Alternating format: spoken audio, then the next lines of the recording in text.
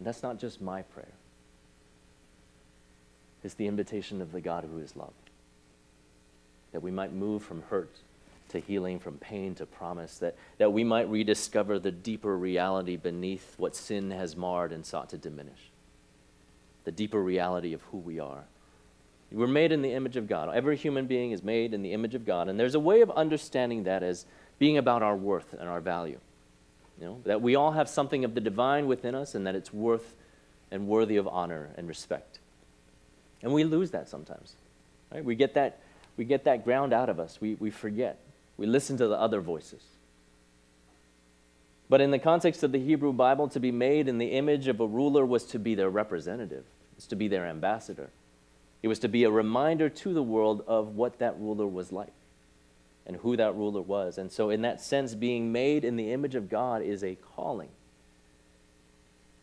And we lose that too, right? We get distracted.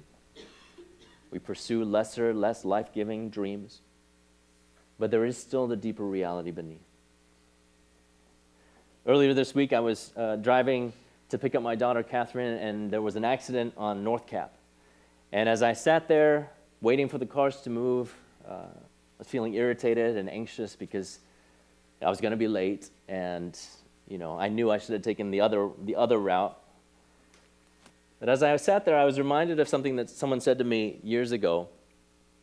You are not in traffic, you are traffic. You are not in traffic, you are traffic. And in a similar way, you are not in a church. You are church. If you've chosen to follow Jesus, you are the church. That's what we find in Scripture about church. It's not a building, it's people. It's the people of God. The Apostle Peter, who was one of Jesus' closest friends, described those he was addressing as living stones, imitators of the living stone, Christ himself. And he talked about how we are together being built into a spiritual temple. Together, being built into a spiritual temple. He said, you are being made into a holy priesthood to offer up spiritual sacrifices that are acceptable to God through Jesus Christ. In other words, we are to be a place where God dwells. We are to be a place, we together, as well as we individually, we are to be a place where God dwells. And we are priests. We are representing God to people, and we are representing people to God. A few verses later, Peter writes, you are a chosen race. You are a royal priesthood, a holy nation, a people who are God's own possession. And if we stop there, we might get a little puffed up.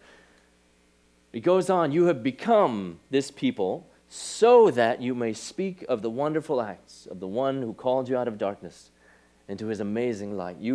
Once you weren't a people, but now you are God's people. Once you hadn't received mercy, but now you have received mercy. Our purpose as the church is to testify to the one who rescued us, to the one who saved us, to the one who offers us abundant life and a reminder of who we really are, an invitation to belong and a responsibility and a purpose and a mission to fulfill.